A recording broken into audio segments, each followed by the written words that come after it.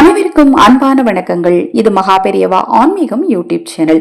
குபேர சம்பத்து உண்டாக 16 செல்வங்களும் தேடி வர வியாழக்கிழமை குபேர நேரத்தில் அல்லது வெள்ளிக்கிழமை சுக்கிரஹோரை நேரத்தில் இந்த ஒரு எளிமையான பரிகாரத்தை செய்யுங்க. இந்த பரிகாரத்தை செய்யறதுக்கு 2 பொருளும் நம்பிக்கையும் இருந்தால் மட்டுமே போதுங்க.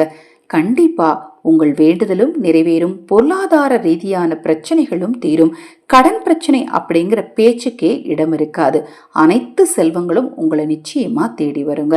நம்ம சேனல்ல நான் போடக்கூடிய பதிவுகள்ல உங்களுக்கு சந்தேகம் இருந்தாலும், பூஜை பொருட்கள் உங்களுக்கு தேவைப்பட்டாலும், அக்ஷய பாத்திரம் உணவளிக்கும் திட்டத்தின் மூலம் ஆதரவற்றவர்களுக்கு உணவளிக்க விரும்பினாலும், உங்கள் தனிப்பட்ட பிரச்சனைகளுக்கு பிரத்யேகமாக பரிகாரங்கள் செய்து கொள்ள விரும்பினாலும் 9344692042 இந்த வாட்ஸ்அப் எண்ணிற்கு தொடர்பு கொள்ளுங்க. நேரம் சொல்லிட்டேன். வியாழக்கிழமை குபேர நேரம் அல்லது வெள்ளிக்கிழமை சுக்கிரஹோரை நேரம். பூஜை அறையில நெய் தீபம் ஏத்திக்கோங்க. தாமரை மலர் அன்னை மகாலட்சுமிக்கு சூட்டிக்கோங்க. 2 பொருள்ல மகாலட்சுமி தாயார் 108 பொருள்ல வாசம் செய்யக்கூடிய முக்கியமான ஒரு பொருள் தான் நெல்லிக்காய். இந்த நெல்லிக்காயை சாறு பிழிந்து எடுத்துக்கோங்க. அதுவும் உங்க வீட்டுல வெள்ளி கிண்ணம் இருந்தா வெள்ளி கிண்ணத்துல எடுத்துக்கோங்க, கூடுதல் சிறப்பு.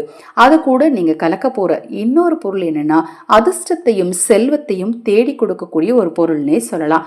அதுதான் தேன்.